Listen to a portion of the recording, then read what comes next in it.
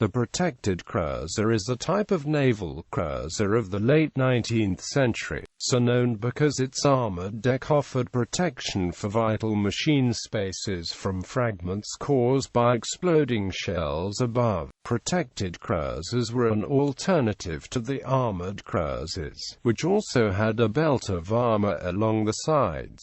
Evolution. For the late 1850s, navies began to replace the fleets of wooden ships of the line with armored ironclad warships. However, the frigates and sloops which performed the missions of scouting, commerce raiding and trade protection remained unarmored. For several decades, it proved difficult to design a ship which had a meaningful amount of protective armor but at the same time was capable of the speed and range required of a cruising warship. The first attempts to do so, armored cruisers like HMS Shannon, proved to be unsatisfactory, generally being too slow for the cruiser role. During the 1870s, the increasing power of armor-piercing guns made armoring the sides of a ship more and more difficult, as very thick, heavy armor plates were required. Even if armor dominated the design of the ship, it was likely that the next generation of guns would be able to pierce it. The alternative was to leave the sides of the ship vulnerable, but to armor a deck just below the waterline. Since this deck would only be struck very obliquely by shells, it could be less thick and heavy than belt armor. The ship could be designed so that the engines, boilers and magazines were under the armored deck,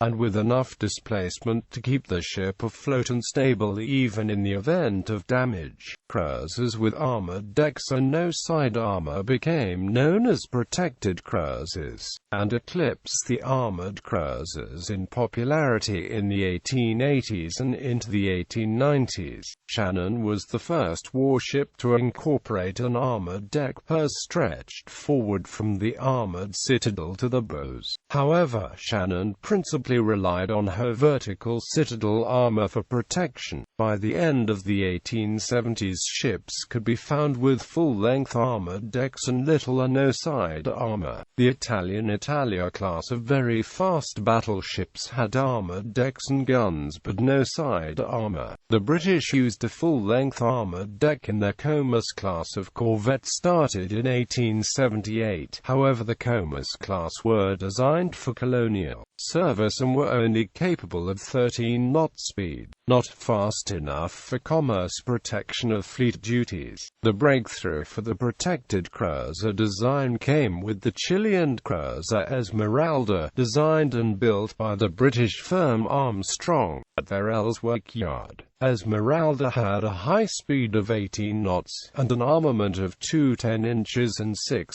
6-inches guns. Her protection scheme, inspired by the Italia class, included a full-length protected deck up to 2 inches thick, and a cork-filled cofferdam along her sides. Esmeralda set the tone for cruiser construction for the years to come, with Ellsworth cruisers on a similar design being constructed for Italy, China, Japan, Argentina, Austria, and the United States. The French Navy adopted the protected cruiser wholeheartedly in the 1880s. The Jeune École school of thought, which proposed a navy composed of fast cruisers for commerce raiding and torpedo boats for coast defense, was particularly influential in France. The first French protected cruiser was the SFAX, laid down in 1882, and followed by 6 classes of protected cruiser, and no armored cruisers. The British Royal Navy was equivocal about which protection scheme to use until 1887. The large Impérieuse class, begun in 1881 and finished in 1886, were built as armored cruisers but were often referred to as protected cruisers. While they carried an armored belt some 10 in thick, the belt only covered 140 feet of the 315 feet length of the ship. and the belt was also submerged below the waterline at full load. The real protection of the class came from the armored deck 4 in thick, and the arrangement of coal bunkers to prevent flooding. These ships were also the last armored cruisers to be designed with sails. However, on trials it became clear that the masts and sails did more harm than good. The masts, sails and rigging were removed and replaced with a single military mast with machine guns. The next class of small cruisers in the Royal Navy, the Mersey class, were protected cruisers, but the Royal Navy returned to the armoured cruiser with the Orlando class, begun in 1885 and completed in 1889.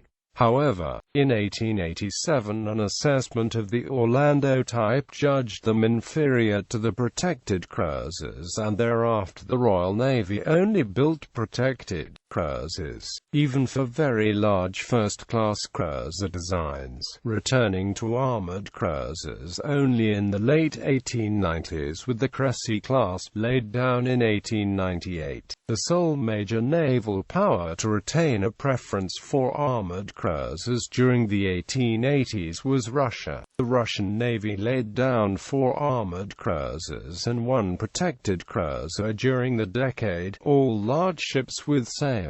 Around 1910, armour plate began to increase in quality and steam turbine engines, lighter and more powerful than previous reciprocating engines, came into use. Existing protected cruisers became obsolescent as they were slower and less well protected than new ships. Oil-fired boilers were introduced, making side bunkers of coal unnecessary but losing the protection they afforded. Protected cruisers were replaced by light armoured cruisers, with a side armoured belt and armoured decks instead of the single deck, later developed into heavy cruisers.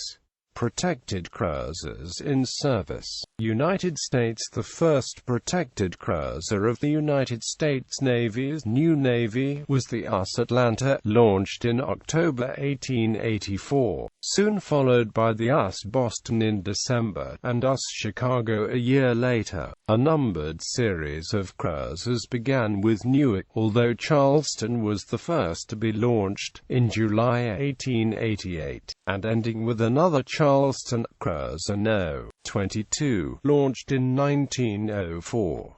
The last survivor of this series is the US Olympia, preserved as a museum ship in Philadelphia. The reclassification of 17 July 1920 put an end to the U.S. usage of the term protected cruiser. The existing ships designated as plain cruisers, with new numbers. Britain. The British Royal Navy rated cruisers as first, second and third class between the late 1880s and 1905, and built large numbers of them for trade protection requirements. For most of this time these cruisers were built with a protected, rather than armoured scheme of protection for the hulls. First-class protected cruisers were as large and as well armed as armoured cruisers, and were built as an alternative to the large first-class armoured cruiser from the late 1880s till 1898. Second-class protected cruisers were smaller, displacing 3,000–5,500 tons, and were of value both in trade protection duties and scouting for the fleet. Third-class cruisers were smaller, lacked a watertight double bottom, and were intended primarily for trade protection duties, though a few small cruisers were built for fleet scout roles or as torpedo cruisers during the protected era. The introduction of crop armor in 6-inch thickness rendered the armored protection scheme more effective for the largest first-class cruisers, and no large first-class protected cruisers were built after 1898. The smaller cruisers, unable to bear the weight of heavy armored belts, retained the protected scheme up to 1905, when the last units of the Challenger and High Flyer classes were completed. There was a general hiatus in British cruiser production after this time, apart from a few classes of small, fast scout cruisers for fleet duties. When the Royal Navy began building larger cruisers again around 1910, they used a mix of armored decks and/or armored belts for protection, depending on class.